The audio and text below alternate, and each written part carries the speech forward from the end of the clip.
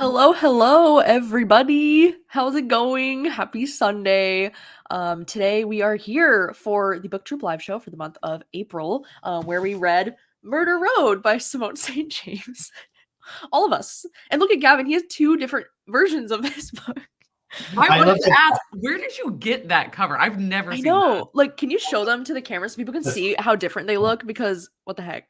Well, obviously, I loved it that much. I have two copies. But this one is the normal UK one, but this one is the Evernight book. This one came yesterday. Dude, that is so cool. Like it's like I love the cover so much. Like it does look so good. Oh my god! Wow! Whoa! What? That is so cool. It's how can a book look like this when the inside is ugly as sin? It is ugly as sin, but oh my god, it's beautiful on the outside, and that's all that counts. No, that's literally like some of the most detailed. I know. Like special editions, especially not just like detailed, like, oh, it looks cool, but like everything you just showed is part of the book. Like, yeah, that was pretty. That was pretty. That's crazy. Especially because whatever the map was where it said Silver Lakes, I was Googling trying to see like how accurate or like what, and I'm trying to remember. I know that like the actual places weren't real, so that's surprising. But it was like something like where it was like, I'm trying to remember, what was it called? Five Springs or something like that, where it was where the actual place was just like one letter off from being an actual place in Michigan. Like Pine Springs, or I don't remember. I just remember that, like, because I vlogged it, and of course that was like 2 weeks ago, that I was like, okay, it's this, but if you changed a letter, it's actually this place. Doesn't matter. Who cares? Interesting. Well, wow, those additions are really cool. I tried to match the background to like this cover, but now I'm like, Gavin's are like cooler, so like I should have done that. No, you actually nailed it. Oh, thanks. I tried. I was like red, blue, black. That's good. But yeah, hello. Thank you so much to everybody already joining us today. I see you all in the chat, and I appreciate you for being here. I'm joined today by my friends Gavin and Katie, who, like, if you're familiar with my channel, you probably know these two. I mean, we like do stuff together all the time, I feel like. But if you don't, for some reason, that I have both of their channels linked down below. Would you want to like introduce yourselves to anybody? No. You're like, no. Let's introduce each other. I was gonna say introduce each other. Okay, so Gavin will introduce Katie, and then Katie will introduce Gavin. I love that. Also, I love how many friends are in the chat. Look at this. Oh my god. Hi. Hello. So many beautiful people. So many. I love this. Okay. Right, who wants to start? I mean, let's do it. Okay, so Katie motherfucking Colton. Katie motherfucking Colton. I mean, what can I say that would encapsulate everything that this woman is? Like, she is everything. She is the sun, the CO2. Is that right? CO2 of the world, like the oxygen. All of it. She's a great booktuber, and what's so great about Katie is that you can always expect such amazingly edited, funny, incredible vlogs, always with the chuckles, always with the laughs. She might be, sometimes wrong in her opinions, but like, that's the thing. Like, we all need to be humbled every now and then, and Katie Colston's humbled by her opinions. So, do check out Katie. Even if you're not interested in a book that she reads, you're going to be interested in Katie. You're going to be interested in what she says. Facts. Do I ever care about the books Katie reads? No. I don't. But I want to know what she thinks of it. Always. Oh, wow. Gavin's just waiting for me to read The Perfect Two, and then he's gonna I'm gonna say, how are you gonna top all that ass kissing? No, I was waiting. You saw me waiting. I was like, he's gonna be like, oh my god, you could always guarantee that she's gonna fuck it up. I was like, he's gonna roast me. I'm just waiting for this. Gavin's too nice. Yeah. That was nice. Thank you so much. And you know what? Honestly, just another flex on myself is that I put up with Gavin. So there you go. That's all she needs to say. Okay, now on to the book club. Gavin is, you know what? Honestly, I wish I could just take the clip of the reading sprints that you and I did, Gavin, where I was like, Gavin, let me tell you about this man, Gavin, and this freaking video he just put out of his 5-year anniversary. Nobody else can do it again because he already did it. He already did it. That when you were like, oh my God, I've only been a booktuber for 6 months. And also I met Becca. And also I'm like, I was like, oh, wow. So the standard has been met and the bar has been set. So he's professional right away. I'm mad about it. It was like, I'm gonna be a middle grade booktuber. No, I'm gonna be a fantasy booktuber. Oh no, I'm gonna be a booktuber that travels the world. No, I'm just gonna be like the coolest guy. Also, I'm Katie in a wig. And that's the iconic moment right there.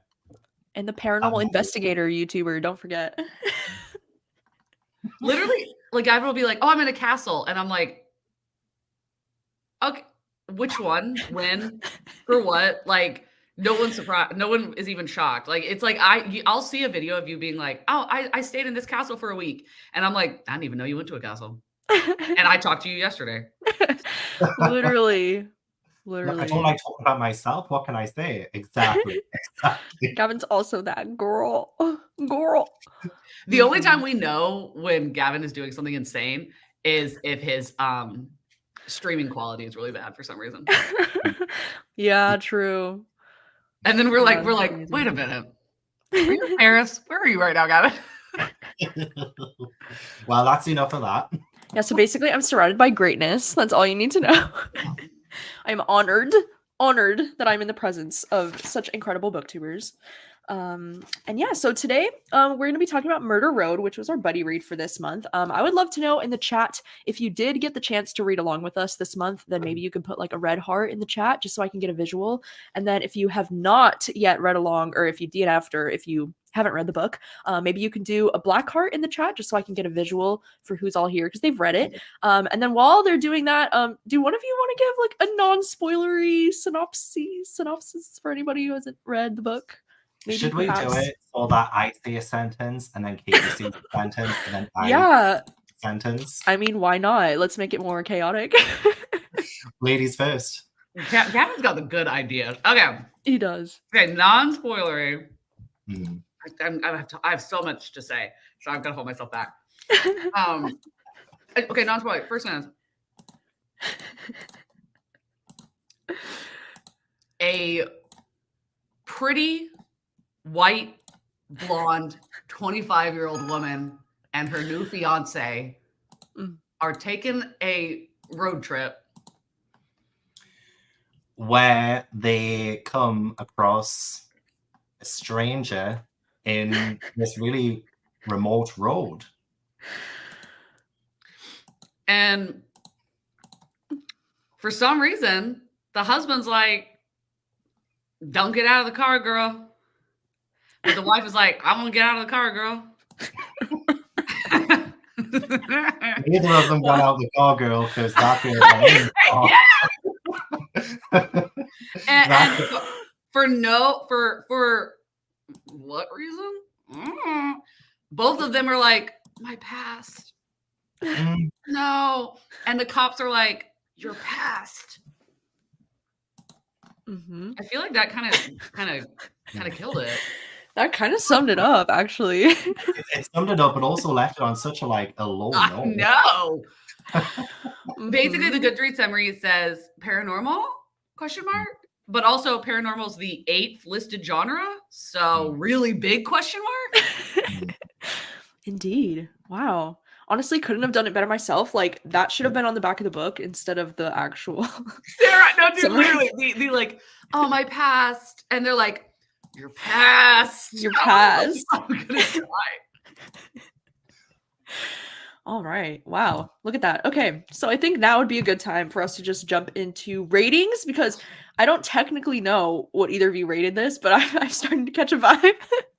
So if you have read the book, you can let us know in the chat now what you gave this book out of 5 stars. I would love to know. And then maybe Katie and Gavin, if we could just give our ratings with like a just a one sentence like why that was your rating without spoilers before we jump into spoilers. And yeah, Katie, why don't you go first? The way you've said why, I feel like kind of encapsulates my feel. I during this discussion might be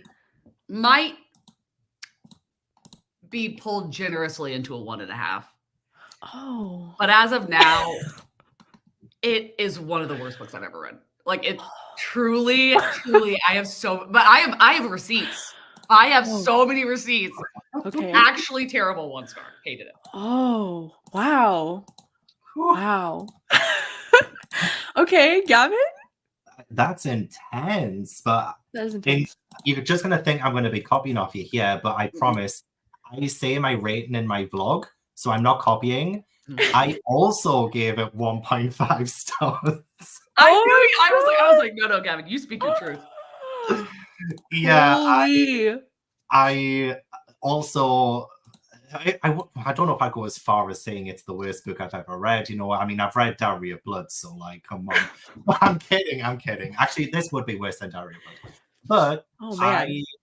I just think I don't know words. I can't say without spoilers, essentially. Okay. I liked the first 5 pages. There we go. I like the first 5 pages. After that, everyone pissed me off.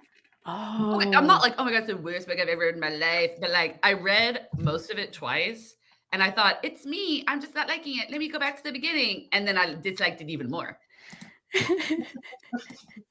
Damn. Wow. Okay. Well, okay, so I gave it 2-ish stars. I'm around the 2-star territory. I'm in the territory of like I'm angry, but it's not like the worst thing that I've ever read. I'm angry. Okay. I'm a little angry. Okay, most of this book for me was looking like maybe 3 stars until we got to the ending, and then I just got angry with the ending. But we'll get there.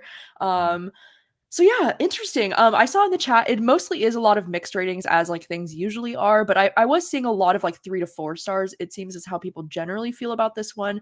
I did want to ask the chat and both of you, have you read Simone St. James before? And if so, like which other books have you read and how did this one compare for you personally? Because Katie, I know you have, right? Gavin, I don't think you did. Nope, this is my very first one. Probably my first and last. Probably. Probably. I read The Broken Girls years ago, and I remember really liking it. And I think it was the same case of like, okay, like The Broken Girls has like a the same thing where it's like, oh, paranormal ? And I was like, oh my god, this is so good because it's an author that's actually leaning into it. So maybe if I reread it, I wouldn't like it as much. But I remember liking it. Like I think I gave it 4 stars. I read The Broken Girls with Jordaline for my book club last year. Yeah. And found it very boring. And I think I gave it 2 stars. And then I gave this one 1.5. And when we get into spoilers, I'll say what the half star is, where I was like, oh, you got me on that one. But everything else. It'll be the same thing that it got me on as well, I would imagine. But I'm surprised you didn't read the Book of Cold Cases. That's the only one I've really heard lots of people talk about. Have you not read that one?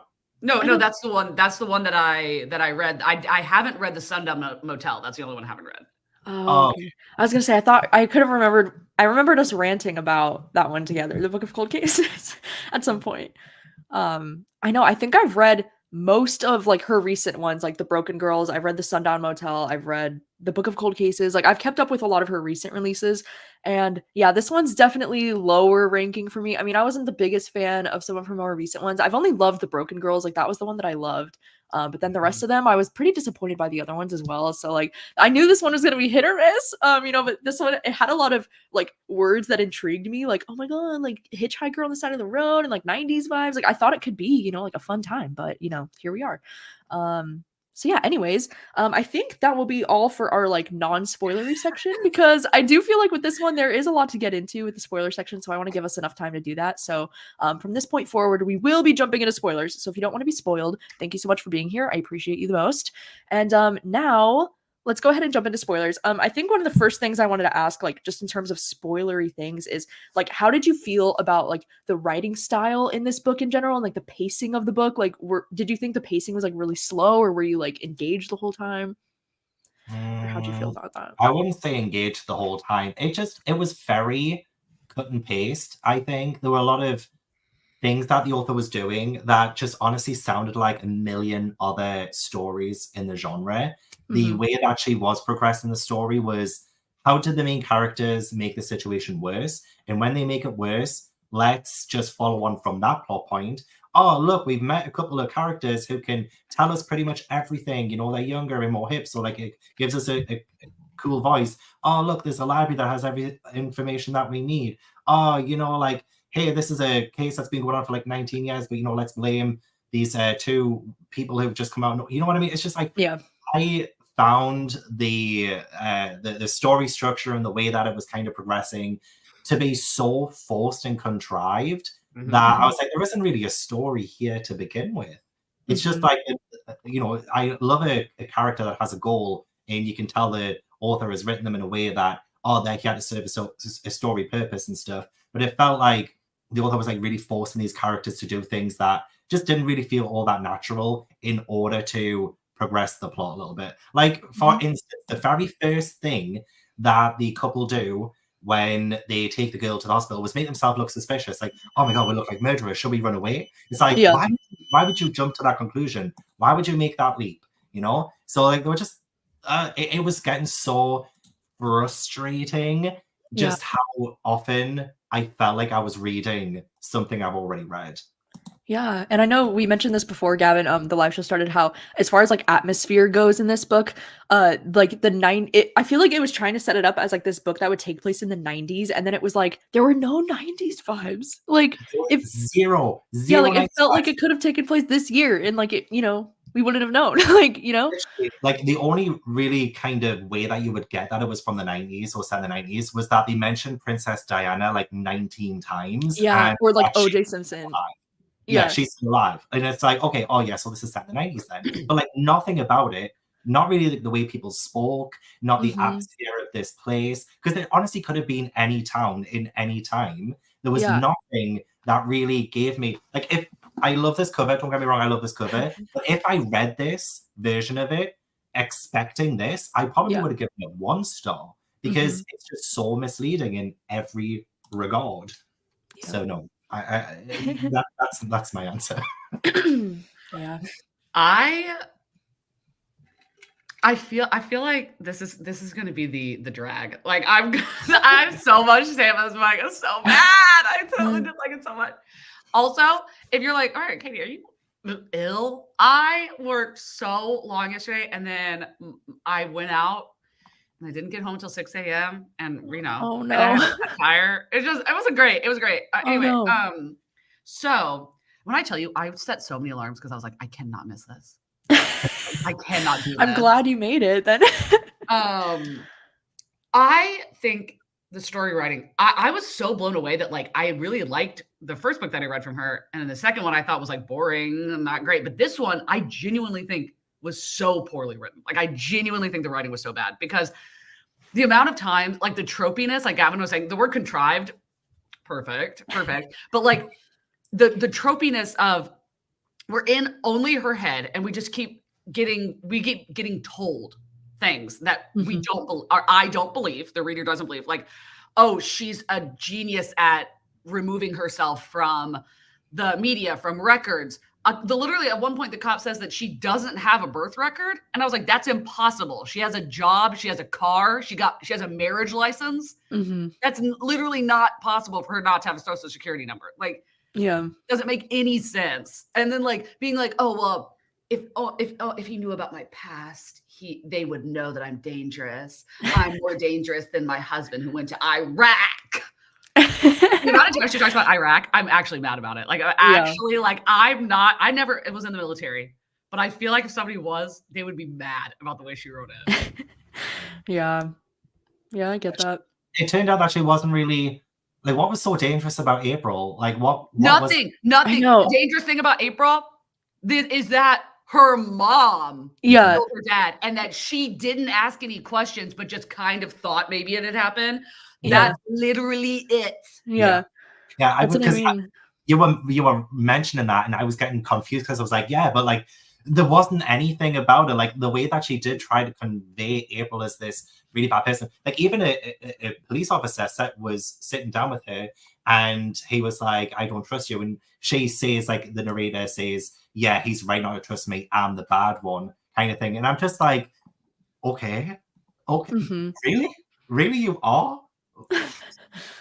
Yeah, I know. I think that is interesting that like we never really got any explanation on April's like baddie identity other than like her mom was the one who was kind of more of a like baddie or like did bad things and then like she was just there, you know. So The fact that she is said, and I had written it down because I put it in my vlog, but where she literally thinks to herself that okay, one, she's 25, she's white, she's skinny, she's blonde, and she herself says that everybody calls her pretty but never beautiful. And of course I marked that because I was like, of course we're gonna spend the rest of the book with men telling her that she's beautiful. That's gonna happen, I'm gonna tell you right now. And I'm like, okay, so you're and like acting like, oh my God, like, oh, at one point it's like, oh, she says that the police don't treat people like them. I'm like the same, and says like, oh, the justice system won't treat people like us. Like we aren't gonna get like a rich lawyer or whatever. I was like, people like us? yeah. What do you people like us? You have a job. Yeah. You have a job, you have a house, you have a husband, you have money to go on a honeymoon. A husband she's only known for 5 months. Yeah, that too. Months. And like the another thing that really infuriated me was like these two don't know each other at all. The way that they interact with each other, there's no chemistry. It's always like kind of like they're just figuring each other out for the first time as well. And like, look, I get it. People fall in love quickly. I know I probably would for the right man, but like obviously that's to be seen. But the way that there was just like zero chemistry between these two characters, they'd been married for 5 months. No, they'd be married for like a day, and they've known each other for 5 months. And yeah, just throughout the entire thing, they just didn't seem to know one another. And the thing is, as well, the amount of times that we would get told little backstories and stuff, like from April, but it was like things like, "Oh, I made him food. Oh, I made him dinner. Oh, I wasn't wearing a shirt when I first," or you know, things like that. I was like, "What is this? Like, what? Why is this relevant?" Like, It also to double down on that, she's saying that she's so good at nobody knows anything about her past, that she's so mysterious, but then says she told this guy her entire backstory on the 4th date.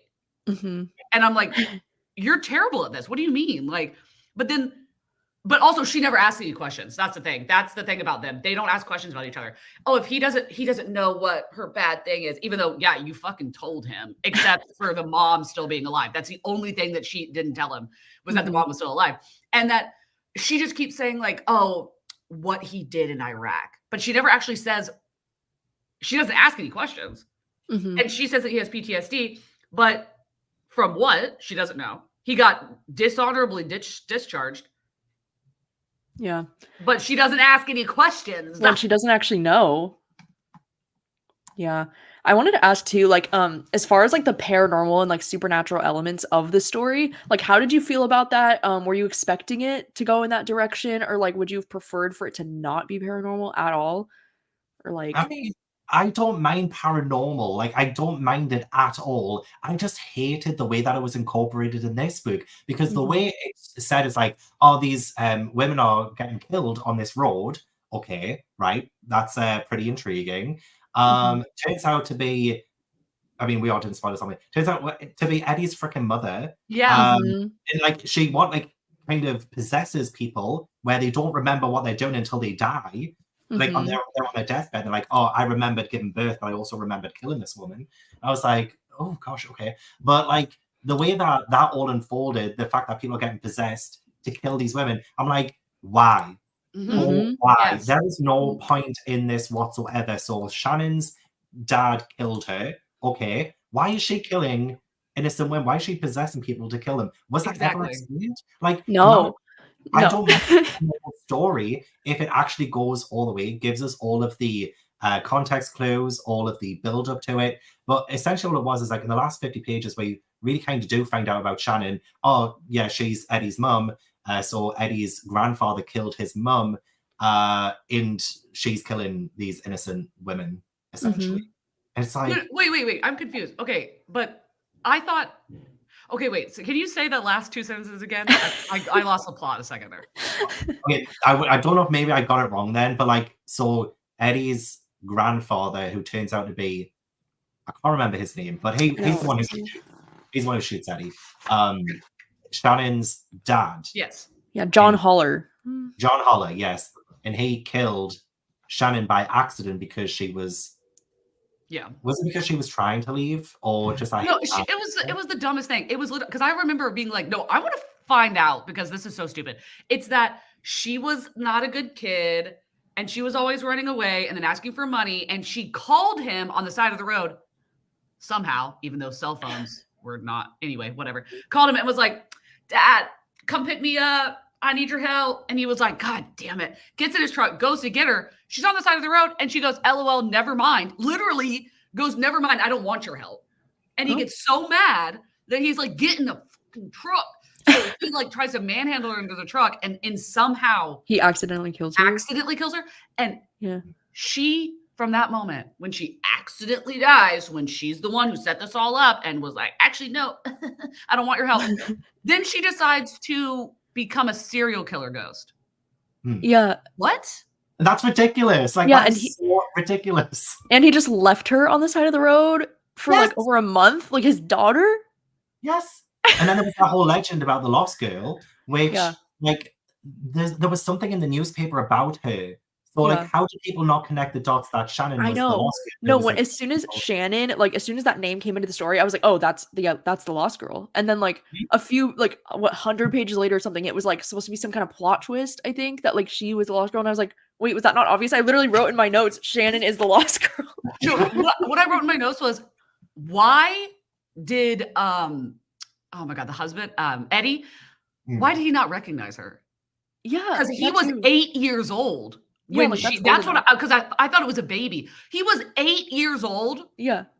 And he doesn't recognize her at all. And she looks the exact same. That's the thing. She hasn't aged. And then he's like, later on, it's like, oh my gosh, like, I think that I just didn't want to remember. Boy, are you serious? Are you so serious? I can't. He kept making everything worse, I tell you. Like when they like first get there and he's like, don't tell them about the truck. Don't tell him about the truck. I'm like, why would you not tell him? They're going to be murder suspects. Like, why would you? I know he said, oh, it's because he saw like a vision of a woman or something. But like, still, you don't have to say that. Just say there was a truck following you. Yeah. To prove that there was actually somebody else who was trying to kill Rhonda Jean, I think her name was. Like, why? They kept making things worse for themselves. Exactly. It made them look so much worse by not talking about the fucking truck. And it literally, it wasn't even like, it was that he said that he didn't want to be embarrassed. And I'm like, you're going to let this woman's murderer go for, because you might be embarrassed in front of two people you'll never see again in a town no one's ever heard of. Yeah. Well, and I think it was kind of a plot hole, the whole, like, because they said, oh, if you see her on the road, then you're next. Like, you're going to get murdered. But then, like, Eddie saw her, and I know it was his mother, so maybe he was the exception or something, but it's like, he was fine. And, like... Well, no, but they didn't even see, because he didn't see her on the side of the road. He saw the woman that the ghost was trying to kill. Right. And she had, Rhonda Jean had gotten away, and the guy or the person that was trying to kill her was trying to finish the job and was in the truck. And it was, I also thought that was so down dirty, is that not only the main character is like, why did she, like, she didn't want to kill Eddie, but she wanted to kill me. And then, like, literally in the epilogue says that, we never ended up like figuring out why she was trying to kill me or trying to kill these girls. I assume that still haunts Eddie, but we don't talk about it. Right. Your mom wanted to kill me. And then also the most down dirty thing is when the cop is like, oh, I go and sit by people's deathbeds. Like, oh, thank you. That he didn't, sorry, that I was like, what does that mean? That he just goes and sits by the deathbed in a small town of just like random people. And right when they're dying, they give a deathbed confession of that she takes over their body again and gives them these memories. And I'm like, Yeah. that's so messed up because on their dying moment, they are remembering that they killed somebody and thinking that they did it, not that it was somebody else. So they're going, their last moment being, I murdered somebody. Yeah. Well, and like just that whole thing doesn't make a lot of sense to me in general. Like, why is she choosing like random times to like possess people again? And like, the thing I was most upset about with the ending too is that they like led up this whole thing to like, oh, the detective's gonna go and interview Max and whatever, and like they're gonna talk to Shannon one final time, and then like we never see that scene. Like the book just ends, and I'm like, I think it would have added to the story to see that final scene of like Shannon possessing Max. Like I thought that would have been kind of interesting to see how that works. Detective was like, oh, you can come if you want to. And he's like, I'm just going to lay it to rest. Like, yeah. Like, what? Like, it gives us no closure? It would have been worse, though, because I had a suspicion a little bit early-ish on, as soon as we find out that Eddie has PTSD.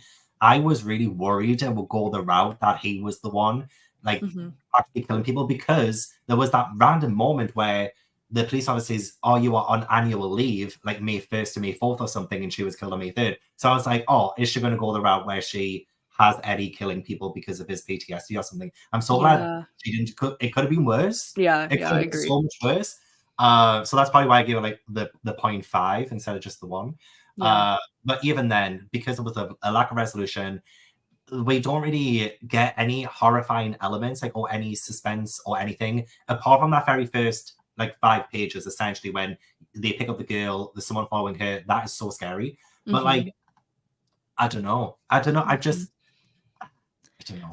Well, I think in what you said that, I was gonna say we need to talk about this like brain cancer thing, because they had like said something like whenever she possesses these random people, like she leaves brain cancer, or like they were able to like track a pattern with like people that were having brain cancer were the ones who were getting possessed by her. But like they never really explained like what the fuck that was about. Because like what? So that poor woman who attacked Summer is gonna die of brain cancer when she has this young kid. Was her name Trish or something? I think it might be. Yeah. Yeah. I know. Okay. You know what something you haven't brought up yet? There's so many things to bring up, but something is that, okay, you're the 16 and 17-year-old that somehow knew everything, could do everything. And it was like, oh, we're cool because we're hanging out with these 16, 17-year-olds. I was like, why are you bringing them into this mess, for starters? Yeah. The 2 young girls. Beatrice and Gretchen, I think. Was that their names, maybe? I think so. Yeah. That's another thing, because that was just like, again, more convenience. Because the first time they meet, it might be Beatrice, was when April and Eddie are just sitting in a random diner, and that girl is like sitting looking at them. And then she comes over and she knows it's them because of the newspaper, even though their picture wasn't in the newspaper or anything. Just that, there was like a man and woman who were like, who found this girl and are potentially suspects or something. And she's just like sitting there watching them the entire time, being this little creeper. And then she just goes over and she's like, hey, I'm Beatrice. Let me help you with this case because I'm invested in it. I've been doing this, that, and the other. It's just like, again, like so contrived, so convenient. Well, it's because I think what the author was trying to do, but then did not set up at all, is that it was supposed to be that it was such a small town that they knew it was them because they were the only 2 people they didn't know. But I'm like, okay, so if it's such a tiny town that happened, why did you go there for your honeymoon? Like literally the detective asks in the beginning, why would you come here?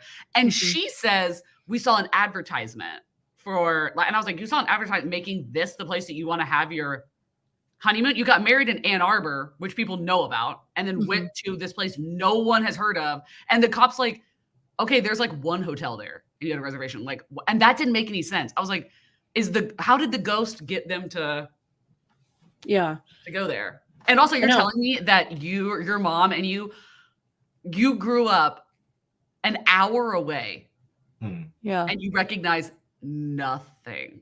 Mhm. from Well, this that place. wasn't fully explained either, the whole, like, 'cause they kept saying, "Oh, I don't remember how we got here." It was like they were almost, like, brainwashed into, like, driving there in the first place, like, she had some kind of, like, control over their minds, but I feel like that was never fully explained either, like, "What do you mean It neither was of you remember getting here?" it was heavily implied, yeah, that because in the start of the book it was like, oh, Eddie's taking a wrong turn, like he knows where he's going with whatever. But like again, like why though? Like why was Shannon trying to get her son there? Like what was the point in that? Like Yeah. did she want closure? Did she want to move on? But like she's a serial killer ghost. Like what do you want them to find your bones and give you a proper burial? Or I Yeah, don't there know was no what. reason.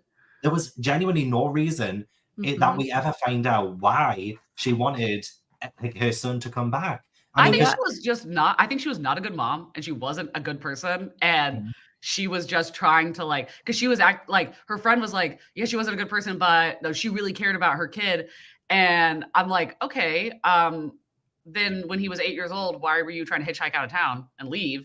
But that she was just, like, had it dead set that she's like, "I'm gonna get him back, and, like, I'm gonna whatever." But also, it wasn't on the other side of Michigan. That was not the place that they were supposed to go on their honeymoon. They went, like, say they're on a highway.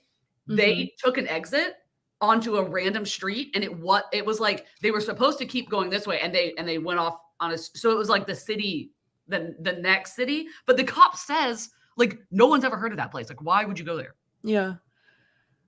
No, really. And then too, I feel like it was never fully explained too, why was she targeting hitchhikers, like, specifically? You know, because I saw people talking about that in the Discord chat with, like, because it was revealed, like, all of the people that had died on the side of the road were, like, hitchhikers, right? And it's like, why target these hitchhikers? Like, what is the reason behind, why is this woman so angry? Like, I know her father killed her, left her on the side of the road, but then, like, why target all these random people that are, like, hitchhikers, you know? And, like, why not Yeah, it's target the like, people why you're picking them up? targeting people that are you. Like, Exactly, like, there was no explanation for, like, why these people were the target. no, So, that just, no. I I think got nothing. Nothing. I know, okay. and that's what drove me nuts about this ending of the book because I feel like there was a lot of things left unanswered, like, why did these people get brain cancer when she was possessing them? Why did she choose these random people to possess? Like, there was just no answers to, like, a lot of it, and that's what really, like, drove me nuts about the ending. Well, it's all good people. Like all the people that say like Trish, the woman who she took over to try to kill Summer, was a good person. And it's like, Mhm. one, you're also targeting women. Yeah. Like that's not cool. And I'm like, okay, I think she was not a good person. Also, I'm like, okay, it's like, oh my God, we get the closure on like, it was my mom. I'm like, your serial killer mom? I don't feel nothing for her. I'm not sorry to say it. But also, Mhm. okay, let me bring back the Iraq thing again. Okay. There's a point I was like dying. It's the night after, like they go and they talk to the cops and they're staying at the hotel. And she looks like he's talking about like some whatever, like, oh, like my past, blah, blah, blah, blah. And she looks like kind of like tormented all of a sudden. Like she's constantly staring at like a rainy window and like the twilight filter is over her. And he's like, what's up? And she legit says, and I quote, not all wars are fought in Iraq. Oh my What? Oh my God. I gasped. I was like, she did not just say that. And it's like, and it's supposed to be like him being like, I understand, like, you know, you've had a hard time too. I was like, I don't know what happened in your life, Summer, but it's not Iraq. I'll tell you that. Yeah. No, there You was were one fighting on line the front lines with your blonde hair and your blue eyes. there was one line too where she said that I thought was so cheesy. She literally was talking about how, like, her and Eddie met or whatever, and then how she's like, "I wouldn't want any other girls to have him, so dear reader, I married him." I was like, "You did not just pull the, like, dear reader, I married him on us." Like, We that's like a tried to be cla literary. She I know, tried. right? I was like, "What is that from? Is it from, like, Pride and Prejudice or, like, one of the classics?" Like, I don't know. It, it's the end of Jane Eyre. I believe it's the end Yeah. of Jane Eyre. It ends with Reader, I married him. Yeah, like, And "Dear reader, that's I how it married him." ends. I'm like, "That's a classic line. You do not get to take that line for The yourself." audacity that you think you could pull that off. And then also, oh my God, the biggest trope. I was like, if this doesn't give you the ick, if this doesn't drop you down a star, I don't know what could.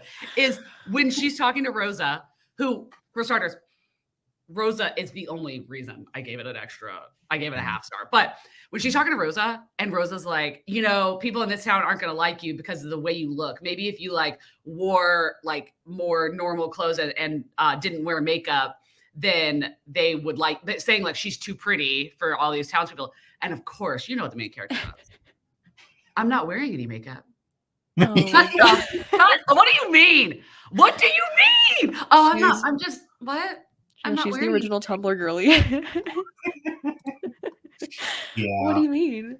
Rosa, the reason I gave it the half star for Rosa is because both times I read it, when she goes into how the town treated her husband, I cried. Both times I cried. That was so sad. And that was sad. Yeah.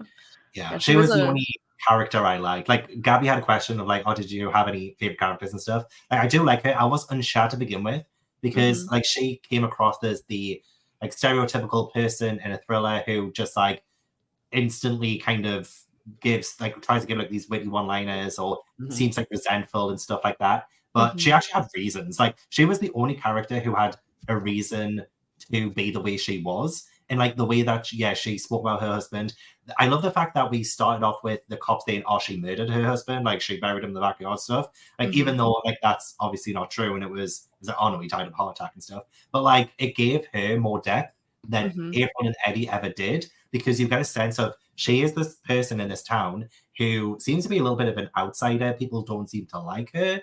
And she ended up being someone who didn't exactly not further the plot or anything, but she was like a welcome change from everything else. I was looking forward to reading about her. And yeah, I think she was the one who was obsessed with Diana. She had a shrine. She did, yeah. So like she has taste, sure, but yeah. Do you think this book could have been improved if it was told from Rose's point of view instead of April and Eddie? Because like I saw people in the chat saying they would have preferred the point of view to been from the younger girls, like the Beatrice and Gretchen or whatever. Like it would have been more interesting to be from their perspective since like they knew so much about the town, which I think could be true just because I feel like April and Eddie just feels like such a random ass point of view to get. I mean, I know Eddie's like it ends up being connected to him because like she's her mom or whatever, but like I didn't care for that like storyline anyways. So I feel like maybe if Rose was the main character, it could have been more interesting, or like even the young girls. Maybe. I don't think we would have liked Rose if she was the main character because of Simone St. James' writing. Like, because of the writing. It would have ruined it for sure. But I think the only other POV I would want is from Shannon, but like we don't know it's her. And we have like the killer POV, and it's always like someone different. Like we don't actually know who it is. Yeah. Because I think what this book lacks as well is the scenes where there is like a murder. Like this is called Murder Road. Like it's a road. That's essentially what this ended up being. It was just about a road. We don't ever see really any murders apart from Rhonda at the very start. But like I would have liked to have seen every now and then, just like maybe even if it was a flashback to when those girls in the past died. And like it's like a man driving or something, and you think, oh, the killer's a man. But then in the next chapter, it's a woman. And it's like, oh, okay, what's going on here? Like, is it different? That would have been so cool. Oh my God. That is such a good idea. What you just said in like, if it's a man that's like killing a woman, if we're in the head of that person, if every once in a while, because it's a woman that's in the head of a man, the way that they're thinking, because obviously most of the people that are reading this or women are like, that's something that I would think, like, you know, like that's the way that like a woman would think about this, or like saying like, she or something like, and you're like reading it like, is she fucking up the pronouns? Like, what's going on? And then it's like, that would have been so smart. I know, it would have led more mystery. Yeah. Yes. The point of view that even though in the end it all turned out to be so ridiculous, but what was his name? Detective, the actual detective. I keep wanting to say Yemen. I don't know why I want to say that. Was it Cal or Sight? The one that like actually was the one who was like trying to figure this out, that they go talk to in the end. Yeah, I think that was Cal. Okay. Detective Cal. I would have liked there to be like maybe in the later part of the book, like a chapter or two in his perspective, because of the fact that he says like, oh, that he's an actual detective, even though this is a small town. Everybody else is just like cops. And that he was sent by, Quentin, I think. Quentin. My bad. Quantico? That's what, okay. Quantico. He was sent there by someone by someone, some entity or whatever. He was sent there because whoever FBI, I don't know, was like, something suspicious is going on here. And it was almost like it was like X-Files. Like he was like, I was sent here because the normal police aren't going to figure this out. And that they said that he had been there for like years. He'd just been waiting to catch this ghost. And then it wasn't until Summer and them came that he was like, oh, this ghost has something latched onto you. And that after that, he went back home just to live his family life. And I was like, who is this guy? Who is this Fox Mulder that just goes to this town? Mm-hmm. What? Yeah, there wasn't a lot of explanation there either. Yeah, I think for me, like the reason why I ended up giving this book 2 stars instead of like the 1 star was because I thought it was interesting. Like I thought the paranormal elements of the story were interesting for me. Like I thought it was creepy at the beginning where like Eddie sees this woman, like, you know, and he's on the road and he's like, oh my God, like who's that? That's creepy. And then I liked the scenes where like she would be like standing behind them or she would like levitate out of the truck or whatever and like scare them. Like I thought it was creepy. I thought it was like building up shit. And then I did like the twist where, you know, she's like, they find out that she's like possessing different people. I thought that was really cool because like I didn't really see that coming personally, that it would be like her possessing like these random people to kill. I was like, that's actually really cool. But then I feel like it just kind of dropped the ball on like the concept, you know, because I think in theory the idea of it is really cool, but like the execution of it just I didn't care for. I didn't like how nothing was fucking explained, and like it just I felt like I needed a lot more closure too, especially at the end of the story. So I feel like the ending just really dropped the ball for me, but I feel like this story did have potential for me. Like I thought it was interesting and I liked the paranormal choices, but I just it's like it's a concept that's more interesting in theory, I think, than like how it actually ended up playing out. I think based on what you're saying is like it lost everything because there was no motivation. Like we couldn't feel anything for the death of these characters because there was no reason for it to happen. Yeah. And or I'm like, if it had been a man, I would have been like, oh, okay. Yeah. Or like, yeah, or like what Gavin said, if we had gotten like flashbacks to actually see some of these murders like happening, or given it just a little bit more grounded in like something that felt real, you know, because it's like, yeah, like in this book, we don't see a single murder. Like we don't see anything like that happens, you know, it's like we just hear about it. Like, I love that the first thing I wrote was, not all wars are fought in Iraq. I was like, I'm never getting over it. But then the second thing, excuse you, the second thing that I wrote was a quote. That summer made me who I am, the pretty girl that's an expert at moving through the world unnoticed until Eddie noticed me. I told him about that summer on our 4th date. What? I'm sorry. And also, let's stop calling yourself pretty. Like, I hate that. And then I know that I did this one. I was like, she thought she had bars. Quote, a headache was pounding almost lovingly behind my eyes. Almost lovingly. Did you mention this in a live show or something? That's just completely rung a bell to me there. Oh I did. God. Yeah. Yeah, that was very random. I definitely agree with what Gabby said about like the dropping the ball and stuff. And like it did start out like, again, like in the first 5 pages for me personally, like really well. But I think as soon as you get to see, like I think the first moment was when Trish is fighting the lost girl and you see her fighting the lost girl. Like our gaze was locked and her look was pleading. She couldn't speak and she didn't have to. I knew what was happening. She was fighting it. She was fighting the lost girl as hard as she could. And that just sounded so ridiculous to me because I was trying to picture it. And I'm just picturing just like Trish on the ground just being like, so like, didn't come across very well. So like even when the author does try to show us what she's trying to encapture with the vibe she's giving with, you know, like the possessions and stuff, it just seems so utterly ridiculous. And that's I think that's why it like kind of lost me completely, was that whole thing, because it comes out of nowhere. Trish is fighting with herself on this road, and she's possessed, and Abel knows exactly what's going on. She's fighting the lost girl, and it's so cringy to think about how that looks in my head. I know I was going to say, do you plan to read any more Simone St. James in the future? And if so, AI is too strong. AI is too literally powerful. It's like I get the vibe here. But I was wondering, is that you? Yeah, I was I was gonna say, is that gonna be the new like StreamYard ghost? Like literally just pops up. I was gonna say, like, I feel like if she really either leans into the camp, like 100% leans into it, or either that or like completely cuts romance out of her next book, like any Mm. romantic storylines, I feel like maybe I'd wanna, like read whatever she does next. Like, I don't know. I feel like I still want to give her a chance just because of how much I liked the Broken Girls, but I feel like ever since the Broken Girls, I've just been disappointed by like everything else. So it's kind of hard. But like, But if we reread it, that's the thing. If we reread The Broken Girls, I know, would I would still we love it? like it as much, or was it just because no one was doing that at the time and I was like gagged Mm-hmm. because she actually did the thing? Yeah. I'd love to see you guys reread it then. I want to know. I'm invested now. I need to know.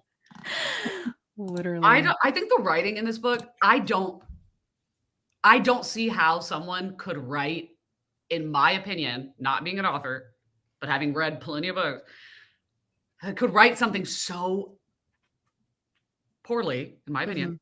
Because it's like, okay, you wrote that and it went to an editor and this is what we got. Like, okay, that I can't imagine that the next book is gonna be like what, 4 stars? Like, I just can't imagine it. Yeah, that's fair.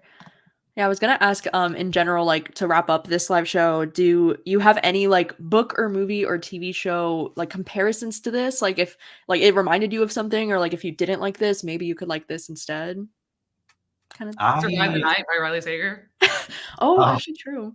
Yeah, like side of the road killer vibes. Yeah. I And like I'm young and pretty and I'm so tragic. I think about my past. I like Survive the Night to a certain extent. Mm-hmm. So I do prefer it over Murder Road. I do prefer it over this. So it's not a bad recommendation though, Katie. Mm-hmm. I can say the vision. Yeah. It's right in. I would say if you want a book, well, I'm sorry, for me, if you want a book that's like this, that's better. Either, I mean, obviously The Broken Girls, but the CJ Tudor, the Burning Girls. Oh, that's a good, yeah, that's a good recommendation. Mm. I support. I think that The Benny Girls is probably the only, and Survive the Night are probably the only 2 books that I could possibly say are similar. But in terms of like maybe film, the vibe I got from the very start of it was like, oh, there's a hitchhiker, so Texas Chainsaw Massacre or something. That'd be cool. But it's nothing like that whatsoever. But that's kind of what I was hoping for when we got the hitchhiker thing. But yeah, there was, I think probably like early Supernatural, like the TV show. There's a specific episode I think called Route 666 or something, which has like a hitchhiking ghost kind of thing. That's the only comparison I can really make to anything else from the top of my head. I feel like as TV shows, I feel like this is probably so wildly off base, but like for some reason, the only thing that I'm like, oh, that kind of clicks is because of the if you read this and didn't get the ghost, excuse me, like why is this ghost attaching to this person? And oh, it's like familial and there's like an emotional attachment, even if it's toxic. The Haunting of Hill House, the TV show. Ooh. I think that the way that the like whatever entities like latch onto people and the things they do make so much sense and are so good on that show. And it's just fantastic. So I would say that. I would agree. I think for me, I saw a lot of people on the Discord saying that this kind of read like a Darcy Coates book, and I feel like I would kind of agree with that just in terms of like the tone. Because I do feel like if you liked the tone of this book and like the kind of silliness or like ridiculousness to the story, I do think Darcy Coates might be like in the same realm of like, I've only read 2 Darcy Coates, so like I can't fully say that, but like from the ones I've read, I definitely see what people are saying with like the similarities there. Like, I feel like if this was, just stamped as like Murder Road by Darcy Coates, I would have been like, yeah. Makes sense. So yeah, that's very interesting. I see a lot of people talking about Supernatural in the chat, and yeah, I think Burning Girls is a good one. I didn't really think about that, but I forgot to ask this about the end. What did you? I maybe it was left up to our interpretation, I guess, but in the very end, when they go back, they drive the same road. And they say like that they don't know why they're doing it, but like they drive the same road. They don't see her. They don't see Shannon. And then they go and talk to the detective and are like, is she gone? Like, I didn't feel anything. And he doesn't say yes or no. And he's like, I'm just going to keep going to these deathbed confessions. And I'm like, So are these people just going back to where they live in Michigan and just like the ghost is still there killing people? Like what? Like How? like, is she still possessing them in their, like, lives when they go back? Well, like they said that they didn't feel any pull. They didn't see her. They didn't feel her on that road. And they're Right. like, oh, is she gone? And the cop doesn't really say anything. And I'm like, okay. Oh yeah, I forgot about the mall, that they were building the mall and that they were gonna Yeah. find the dead bodies. Okay, yeah, I did like that. I thought that that was, like, very interesting. In my opinion, I like that, but I was like, "So is the ghost gone, or are we just not talking about her anymore?" I Mhm. think because Quentin is talking to Eddie about letting Eddie see Max Chandler as he's dying, because Quentin says, I have a lot of questions for Shannon, none of them will be pretty. And Eddie's like, I don't want to be there. The killer, that isn't her. I don't want to meet that version of her. So it seems like maybe she is gone, but the people who are dying have all of her memories. Because if Quentin is on Max's deathbed asking questions about the murders and he can sort of give answers to that, it's like, I don't know. Like I don't No, know. you're right, because whenever he's talking to Max, Mhm. Max is it's like almost like a like flashing like memories in his head because he says that he remembers giving birth to a son, but he's a man. So Mhm. obviously it was Shannon remembering Eddie Mhm. and then also the killing. So again, I want to hammer home Shannon is a bad person, y'all. Mhm. I know, I don't I know if the book was trying to make us think otherwise, but, like, Yeah, I I don't don't know. know. I The mean, yes, dad killing her made me think that Simone St. James wanted us to. Like, Because sympathize with also the her. best friend that was like, I still looking for that. I was like, you could have leaned in on that is when Summer is trying to tell Trish like to get Shannon to like come out of her. She says like, don't remember what her name was, but she's like, your best friend. She was like, she never forgot about you. Like she's still looking for you. And I was like, oh, you could have dug that dagger in me. You could. Yeah. Yeah, I guess. I guess there were, like, little bits that tried like, the author was trying to make us really sympathize with Shannon because it's like, yeah, like, her best friend cared about her going missing, her dad literally killed her, like, I think it was trying to make us, like, sympathize with her a bit, but, like, yeah, she still was a serial killer ghost, though, for, like, no reason.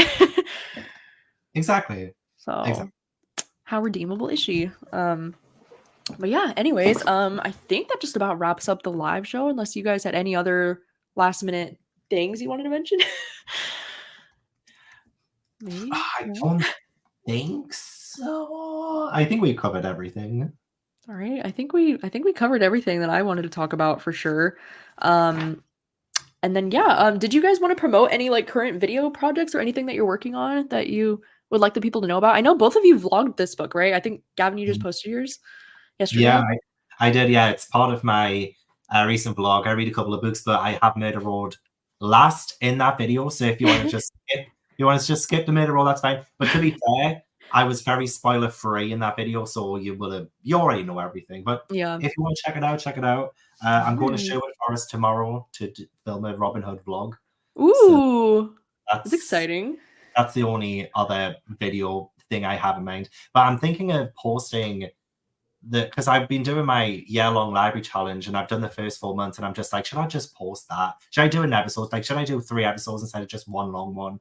Because I'm scared of losing all that footage. Like, what if something gets corrupted? What if I Yeah. lose everything?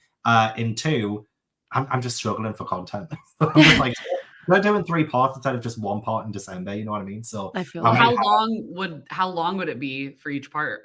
have about 40 minutes.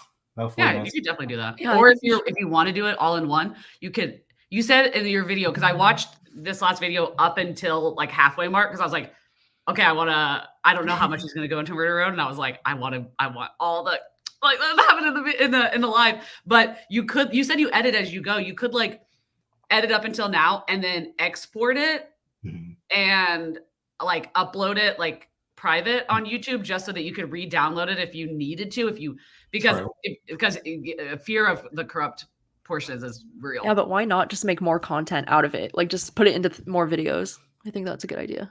That is the question. So yeah, I'm a little bit all over the place at the minute. Don't know what's happening, but something's happening. Mhm. I don't have don't really have much going on. I don't know. It's been a big drought, but I do think that the Heartless vlog and the Murder Road vlog, I think they will be almost too chaotic, to be honest, but good because the Murder Road is completely spoiled. It's all spoilers, and it's not like, oh, I just read 50 pages. It's like, oh my God, I just read 3 sentences and like, oh my gosh. Well, I can't wait. We can expect that soon. How exciting. And then what about you? Do you have anything exciting coming up? Oh, me? No, not really. Well, I was just going to say, for the book troop next month, if you haven't heard, we're going to be reading Diavala, and I'm going to be joined by Jordaline and Jan, so it should be a fun time. And then in June, we'll be reading Listen for the Lie, which should be an interesting time. It's like a newer mystery thriller that involves like a podcast and such. So it should be a good time. Well, let's promote Gabby's freaking video. I mean, all of them, but like the one where you did Rachel and Obed's engagement photos. Oh, Taylor Swift, like and then the talk of Sporkle sent me. Yeah. Of course. It's me and Katie's current obsession. I was, oh my God, Gabby. I know you're wearing the cowboy like me. Oh my God. Wow, that turned out so cute. I picked this up in my mailbox right before I realized that I had a flat tire. Got in the Uber without putting it back in my car. And I had to go to work, I didn't have to go to a bar, but it was like my favorite coworker's going away party. And I was like holding this shirt, and it's white, like in a death grip, drunkenly until 6 a.m. because I was like, I will not stain this shirt. Oh, I love that shirt. Is so cute. I love how it turned out. Also, actually, before we go off, I would love to know if anyone changed their rating during this live show, or if anyone kept it the same. I know. I hope not. I'm like, I hope I hope our hatred for the book didn't affect if you love the book, because if you love this book, I'm so happy for you, and I never want to like drag anybody down. Honestly, same. Like, I always myself, I'm always like, oh, like if I'm watching a book club and they have a different rating than mine, they always end up convincing me to change a little bit. Like, obviously, like, nobody has to, absolutely not. Like, hopefully, we still made sense. Yeah. But yeah, hopefully, it was still. Yeah. Well, I don't think it's like, I think that if somebody really liked it and it's like, yeah, they can listen to the things that other people have issues with and go, okay, but like, I didn't mind that. Awesome. Love it. But like, there's plenty of times where I'll read a book and I'm like, oh, okay. And then I'll go watch a live show and I'm like, yeah, you know what? Yeah, you were right about that. Or like maybe even like problematic things that like I didn't recognize. And I think that there was somebody in the chat that was like, oh, like you were reading it too critically. And I'm like, there's definitely a reader for that. Like, that's like, I just had fun with it. I didn't think about it critically, but like, of course we are in a position of, you know, we almost like have to read things critically like that. Or like we are made to because we read so much. Yeah. No, and I hope you don't feel guilty about it. Honestly, like everybody's super entitled to their own opinions and we're just here to give ours. So you're Catherine with a K, so you're already winning. Okay. Pretty much. All right. Well, thank you so much to everybody for joining along with us this month. I'm sorry that, I'm sorry that you guys ended up hating this book. No, it's such a good discussion. Yeah, but thank you for joining me today. I really appreciate it. I love having both of you on the book club always. So thank you for being here. And thank you for joining us today. I hope you have a good rest of your Sunday, and we'll see you